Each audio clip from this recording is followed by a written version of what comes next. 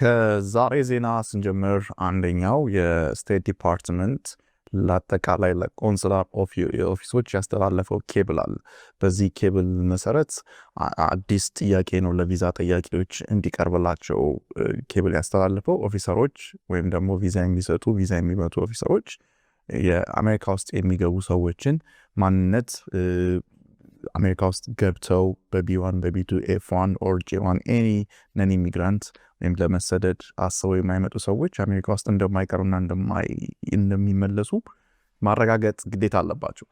ስለዚህ አሁን ያን የሚያግዝ ሁለት ጥያቄዎችን ነው ስቴት ዲፓርትመንት ኦፊሰሮች እንዲጠይቁ የላከላቸው። ይሄ በዋናነት ከአሳይለም ጋር የሚገናኝ ጥያቄ ነው። እንግዲህ አንድ ሰው አሳይለም አሜሪካ ውስጥ መጥቶ ነው መጠየቅ የሚችልባቸው ግራውንዶች ደግሞ በዋናነት ፐርሲኪውሽን ነው። እነዚህ ወይም ደግሞ በማንነት ላይ፣ በጾታ ላይ፣ በናሽናሊቲ ላይ፣ በሃይማኖት ላይ የሚደርስ ጥቃት መኖር መቻል አለበት። ፓስት ኤንድ ፊውቸር፣ ከዚህ በፊትና ወደፊት። ስለዚህ ይህን አሳይለም ጠያቂዎችን ለማስቀረት አሜሪካ ውስጥ መጥተው አሳይለም እንዳይጠይቁ ሰዎች በቢሆን በቢቱ በቱሪዝም በቪዚት መጥተው እንዳይጠይቁ የሚያስገድድ ወይም ደግሞ ለዛ የሚያግዝ ህጎችን ነው ወይም ደግሞ ጥያቄዎችን ያዘጋጁት። አንደኛው ጥያቄ የሚለው ከዚህ በፊት በሀገር ውስጥ ወይም ሪዛይድ በምትኖርበት ቦታ ላይ ጥቃት ደርሶብሃል ወይ፣ ፐርሲኪውሽን ደርሶብሃል ወይ የሚል ነው። አንድ ሰው ለዚህ አዎ ካለ የአሜሪካ ቪዛ አይሰጠውም። ጥቃት የደረሰበት ሰው ቪዛ አገኝም። ቢ1 ቢ2 ኦር ኤፍ1 የተማሪነት ቪዛ አገኝም ማለት ነው። ሁለተኛው ጥያቄ ደግሞ ኦሪጂን ከሆነ ሀገር ወይም ዜግነት ካለ ሀገር ወይም ደግሞ ሪዛይድ ከምትኖርበት ሀገር ወደፊት ጥቃት ይደርስብኛል ብለህ ትፈራለህ ወይ የሚል ጥያቄ ነው። ለዚህም አዎ ካለ ቪዛ አይሰጠውም ማለት ነው። እነዚህ ሁለት ጥያቄዎች ምንን ያመለክታሉ? አንድ ሰው አሜሪካ ውስጥ መጥቶ አሳይለም ለመጠየቅ ሁለት መሰረታዊ ነገሮችን ማሳየት ይኖርበታል አሜሪካ መንግስት። አንድ ከሚኖርበት ሀገር በማንነቱ፣ በዘሩ፣ በሃይማኖቱ ጥቃት መድረሱን ማሳየት ይኖርበታል ወይም በፖለቲካል ኦፒኒየን። ሁለተኛው ደግሞ ቢመለስ ጥቃት እንደሚደርስበት ማሳየት ይኖርበታል። አንዳንድ ጊዜ ከዚህ በፊት ጥቃት እንደደረሰበት ማሳየት ላይ ጠበቅበት ይችላል። ወደፊት ጥቃት እንደሚደርስበት በበቂ ማስረጃ ካሳየ ወይም ካረጋገጠ ማለት ነው። ስለዚህ እነዚህን ሁለቱን ጥያቄዎች ያኖሩበት ዋነኛ ምክንያት ቢ1 ቢ2 ቪዛ አግኝተን ወይም የተማሪነት ቪዛ አግኝተን አሜሪካ ከመጣም በኋላ ጥቃት ደርሶብኛል ካልን ለኢምባሲ ኦፊሰሩ ከተናገርነው ንግግር ጋር ይጋጫል ማለት ነው። ስለዚህ ለአሜሪካ መንግስት በማንኛውም መንገድ ዋሽታችሁ ታውቃላችሁ ተብላችሁ ትጠየቃላችሁ በአሳይለም ሂደት ውስጥ ማለት ነው። አዎ ካላችሁ አሳይለም ዲናይ ሊያስደርጋችሁ ይችላል። አንሌስ ኦፊሰሩ የደረሰባችሁ ጥቃት ይሄን ውሸት እንድትዋሹ አስገዳጅ ሁኔታ ውስጥ እንዳስገባችሁ ማሳየት ካልቻላችሁ በቀር ማለት ነው። ስለዚህ ዌይቨር እንድጠይቁ ልትገደዱ ትችላላችሁ፣ ወይም የአሜሪካን መንግስት ስለዋሻችሁ ስላጭበረበራችሁ ክሬዲብል አይደላችሁም፣ ታማኝ አይደላችሁም ብሎ አሳይለማችሁን ዲናይ ሊያደርግ ይችላል። ለዚህ ፐርፐዝ የተቀመጡ ጥያቄዎች ናቸው። እንግዲህ የሚያሳዝነው ነገር ጥቃት የደረሰባቸው ሰዎች፣ በመንግስት ጉዳት የደረሰባቸው ሰዎች ቪዛ እንዳያገኙ የአሜሪካ መንግስት በዚህ ደረጃ ይሄ በህግ ደረጃ ወጥቶ የተላለፈ አይደለም። በኮንግረስ ብዙ ጩኸት ሊያስነሳ ስለሚችል ግን ኢንተርናል ሚሞ ነው፣ በኬብል ሚሞ የተላለፈ ነው ለኦፊሰሮቹ። እና እንግዲህ ጥቃት የደረሰባቸው ሰዎች አሜሪካ ውስጥ መምጣት የማይችሉበትን ሁኔታ ሊፈጥር ይችላል ማለት ነው። ጥቃት የደረሰበት ሰው ደግሞ አልደረሰብኝም ማለት ላይችል ይችላል። ለምሳሌ ሂውማኒቴሪያን ስራዎች ላይ የሚሰሩ ጋዜጠኞች የሆኑ የፖለቲካል አክቲቪስቶች፣ አሁኑ በሚኒስተር ደረጃ ያሉ ሰዎች ጥቃት ደርሶብኛል ሊሉ ይችላሉ። ኬብል የሚለው አንድ ሰው ፓስት ፐርሲኪውሽን ከደረሰበት ቪዛ ማግኘት የለበትም ነውና ይሄ እንግዲህ ወደ አሜሪካ የሚመጣውን ሰው የሚቀንስ አይነቱንም ሰውን ብቻ ሳይሆን የሚመጣውን የሰው አይነት የሚገድብ ነው። እንግዲህ በጣም አሳዛኝ ውሳኔ ነው። የዛሬው የስቴት ዲፓርትመንት ሁለቱ ጥያቄዎች ከዚህ ከአሳይለም ጋር ፐርሲኪውሽን ጋር የተነሳው እንግዲህ በዚህ ሳምንት የተላለፈ ነው። ስለዚህ ከዚህ በፊት ቪዛ የነበራቸውን ሰዎች አይመለከትም። ከዚህ ሳምንት በኋላ ቪዛ እየጠየቁ ያሉ ሰዎች የሚጠይቁት ነው። በአብዛኛው አፕሊኬሽኑን የሞሉ ሰዎችን ቢሆኑ ኦፊሰሩ እነዚህን ሁለት ጥያቄዎች ቪዛውን ከመስጠቱ በፊት አፕሩቭ ከማድረጉ በፊት ይጠይቃቸዋል ማለት ነው። ግን ቪዛውን ያገኙ ሰዎች እና አሜሪካ ውስጥ ያሉ ሰዎች የዚህ ጥያቄ ሸክም በርደን የለባቸውም። እንግዲህ የትራምፕ አድሚኒስትሬሽን ከቀጠለ እነዚህ ጥያቄዎች የመቀጠል እድላቸው ከፍተኛ ነው። ካልቀጠለ ግን የሚመጣው አድሚኒስትሬሽን የዲሞክራት አድሚኒስትሬሽን ከሆነ ሊያነሳው ይችላል የሚል እምነት አለኝ። አንዳንድ ጊዜ የዲሞክራት አድሚኒስትሬሽን የኢሚግሬሽን ሂደቶችን በዛ የሚያስቀጥልበት ሂደት አለ። ግን እንደዚህ ፊት ያወጡ ዲሞክራቶች ከቆሙለት ፕሪንሲፕል አንጻር የሚጋጩትን በአብዛኛው ያነሷቸዋል። በአሜሪካን አገር የኢሚግሬሽን ፍርድ ቤት ሂደቶች ምን ያህል ጊዜ ይፈጃል? አክተሮቹ እነማን ናቸው? የፍርድ ቤቱ ሂደት እንዴት ይጀምራል? የዳኛው ሮል ምንድን ነው? የመንግስት ጠበቃ ሮል ምንድን ነው?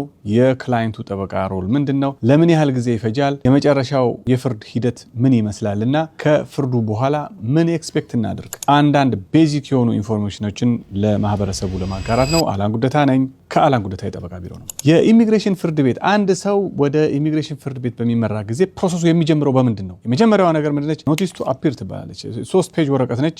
የክሱ ወረቀት ያለበት ጉዳይ ነው። የክላይንቱ ስም አለ፣ የኤሊየን ነምበሩ አለ መጀመሪያው ፔጅ ላይ ማለት ነው። ከዛ በኋላ የክሱ ወረቀት 1 2 3 4 ብዙ ጊዜ 4 ወይም 5 ናቸው። የክሶቹ አይነት ደግሞ አሜሪካዊ አይደለህም፣ ሁለተኛ ደግሞ ዜግነትህ የዚህ ዜግነት ነው፣ ሶስተኛ ደግሞ በዚህ ቀን በዚህ ሰዓት አሜሪካን ሀገር ገብተሃል፣ በዚህ ቪዛ ነው የገባኸው፣ አራተኛ ደግሞ በዚህ ቪዛ ይሄን ያህል ጊዜ እንድትቆይ ነበር የፈቀድንልህ ግን ከዛ በላይ ቆይተሃል፣ ወይም ደግሞ በዚህ ሁኔታ ነው የገባኸው፣ አሁን ግን አንተ በዛ ቪዛ አይደለም ያለህ፣ ወይም ደግሞ ዲፖርት መደረግ አለብህ ነው። በዚህ ህግ መሰረት ዲፖርት ልናደርግህ እንፈልጋለን ነው። የክሱ ወረቀት ቤዚካሊ ይሄ ነው። የፍርድ ቤቱ ሂደት የመጀመሪያው ስቴፕ ምንድነው ያላችሁ እንደሆነ አንድ ሰው መንግስት ወደ ፍርድ ቤት እንዲቀርብ ማስተር ሂሪንግ ይባላል። ለማስተር ሂሪንግ እንድትቀርብ የመጀመሪያው ፍርድ ቤት ማለት ነው። በማስተር ሂሪንጉ ጊዜ ዳኛው ይኖራል፣ ፍርድ ቤት ባለጉዳዩ ይቀርባል፣ መንግስትም ደግሞ በራሱ ጠበቃ ይወከልና ይቀርባል። ክሱ በዝርዝር ይነበባል። ክሱ በዝርዝር ከተነበበ በኋላ ክላይንቱ ያምናል ወይም ደግሞ ይክዳል። ከዛ በኋላ ዳኛው ያንን ካየ በኋላ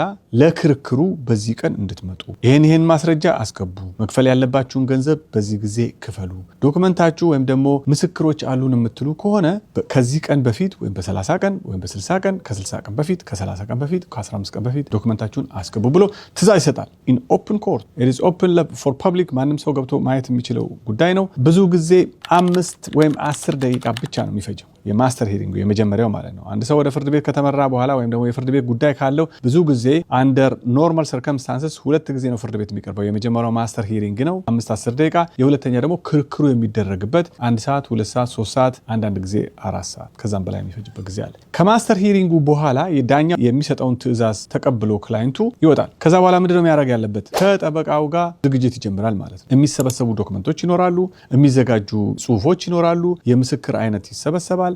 ጉዳዩን ያጠናክርልኛል የሚባሉ ነገሮች በሙሉ የመጨረሻው የፍርድ ቤት ቀን እስኪመጣ ድረስ ጊዜ ይኖራል። በዛ ጊዜ ውስጥ ዝግጅት ያስፈልጋል። ከዛ በኋላ ከተዘጋጀ በኋላ ደግሞ የመጨረሻው ሜሪት ሂሪንግ ወይም ደግሞ ኢንዲቪጁዋል ሂሪንግ ይባላል። በዛን ጊዜ ዳኛው ይሰየማል። የመንግስት ጠበቃ መንግስትም በሚወክለው የመንግስት ጠበቃ ይወከላል። ክላይንቱም ደግሞ በእኛ በጠበቆች ይወከልና ዶክመንቱ ከ15 ቀን ወይም ከ30 ቀን በፊት ወይም ከ60 ቀን በፊት አንዳንድ ጊዜ ከገባ በኋላ ለክርክር ይሰየማል ማለት ነው። ክላይንቱ ሁል ጊዜ የአስተርጓሚ መብት ይኖረው። ያ አስተርጓሚ መብት ደግሞ መንግስት ነው ፕሮቫይድ የሚያደርገው፣ ክላይንቱ መክፈል የማይጠበቅበት። በሜሪት ሂሪንግ ወይም ደግሞ በኢንዲቪጁዋል ሂሪንግ ጊዜ ይሄ የመጨረሻው ሂሪንግ ነው። በጣም ረጅም ነው። መጀመሪያ ክላይንቱ ቴስቲፋይ ያደርጋል፣ ጉዳዩን ያስረዳል፣ በጠበቃው እየታገዘ ማለት ነው። ብዙ ጊዜ ከጠበቃው ጋር ነው ኢንተራክት የሚያደርገው። አንዳንድ ጊዜ ዳኞቹ በመሀል እየገቡ አንዳንድ ጥያቄዎች ይጠይቃሉ።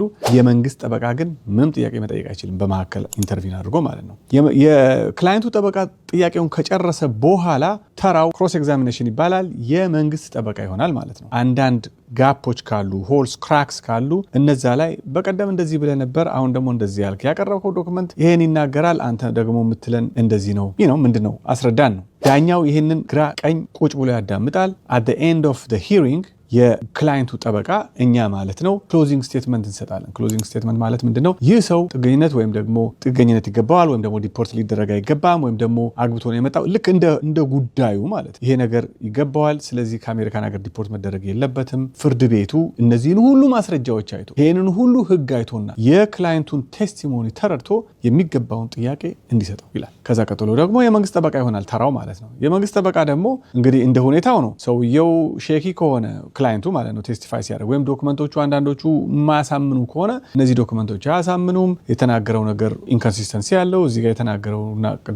በቀደም የተናገረውና ያቀረበው ዶክመንት ይለያያል። በዚህ ምክንያት ፍርድ ቤቱ ይከልክለው ነው፣ ቤዚካሊ ይከልክለውና ዲፖርት እናድርገው ነው። ዳኛው ከዛ በኋላ ውሳኔውን ይሰጣል። የዳኛው ውሳኔ ሁለት አይነት ነው። ኢዘር ለክላይንቱ ይሄን አዳምጫ ያለው ክሬዲብል ነህ፣ አምኛ ያለው፣ ያቀረብካቸው ዶክመንት በቂዎች ናቸው፣ ስለዚህ የጠየቅከውን ነገር ፈቅጄልሃለሁ፣ ወይም ደግሞ የተናገርከውን ነገር አሳማኝ አይደለም፣ ያቀረብከው ማስረጃዎች ብዙ አይደሉም፣ በቂ አይደሉም፣ ወይም ደግሞ ኢንኮንሲስተንት ናቸው፣ ወይም ደግሞ ኮንፍሊክት አላቸው፣ ወይም ደግሞ የእውነት አይመስሉም፣ ስለዚህ ከልክያለሁ ውሳኔውን ይሰጣል። ከውሳኔው በኋላ what do we expect? በ30 ቀን ውስጥ ክላይንቱ የተፈቀደለት ከሆነ በ30 ቀን ውስጥ ይግባኝ የሚለው መንግስት ይሆናል ማለት ነው። ክላይንቱ የተከለከለ ከሆነ ደግሞ ወይም ደግሞ ሪፖርት ይደረጋል አልፈቀድንልህም የሚባል ከሆነ ደግሞ ፍርድ ቤቱ ወይም ዳኛው የ30 ቀን ይግባኝ መብቱን እንዲያስጠበቅ በ30 ቀን ጊዜ ውስጥ ይግባኙን ፋይል እንዲያደርግ ኢንስትራክሽን ይሰጣል ማለት ነው። ሂደቱ ቤዚካሊ ይሄ ነው። ብዙ ጊዜ ፍርድ ቤት ስትገቡ ዋናው ኢምፖርታንቱ ነገር ክሬዲቢሊቲ ኤንድ ኮንሲስተንሲ፣ የምትናገሩት ነገር አንድ አይነት ሁል ጊዜ አንድ አይነት መሆን አለበት እና ዳኛው ያንን አይቶ ክሬዲብል ናችሁ ብሎ ከገመተ ብዙ ጊዜ ፍርድ ቤት የክሬዲቢሊቲ ኢሹ ነው በጣም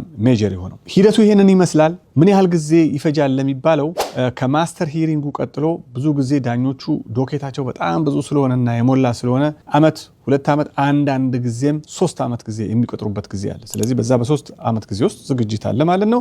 በወራት የሚቀጥሩበት ጊዜ ድሮ ነበረ፣ አሁን እየቀረ ነው። ምክንያቱም ኮርቱ በጣም በብዙ ኢሚግራንት ኬዞች የተጨናነቀ ስለሆነ ዛሬ ለማስተር ሂሪንግ የገባ ሰው ዩዥዋሊ ከዓመት ወይም ከ2 ዓመት ምናልባትም ከ3 ከ4 ዓመት በኋላ ነው የመጨረሻውን ሂሪንግ የሚያካሂደው። እንደው ቤዚክ የሆነውን ኢንፎርሜሽን ሼር ላድርጋችሁ በሚል ነው። መረጃ ሁል ጊዜ ለስኬት ቁልፍ ነው። አላን ጉደታ ነኝ ከአላን ጉደታ የጠበቃ ቢሮ።